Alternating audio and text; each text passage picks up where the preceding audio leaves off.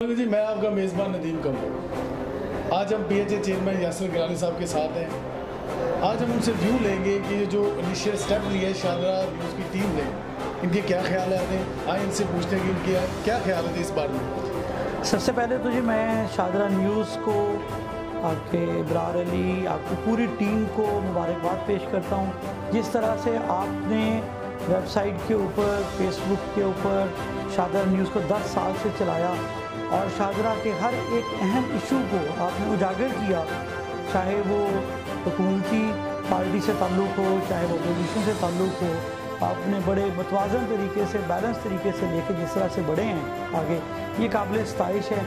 और उसमें दिन ब दिन मैंने उसमें बेहतरी को नोट किया, बेहतरी आई। और असल पर्पज़ आपका तनकीद बराए तनकीद नहीं, तनकीद बराए इस्लाह नज़र आया, जो कि मैं समझता हूँ कि बहुत अच्छा पहलू है मीडिया में, जो कि बाकी जगहों पे निस्बतन अनका होता चला जा रहा है, कम हो रहा है। तो आप, मुझे उम्मीद है कि इसी चीज़ को लेके आगे बढ़ेंगे और मैं आपके शारदा न्यूज़ के वेब चैनल के शुरू होने पे आपको बहुत बहुत मुबारकबाद पेश करता हूँ।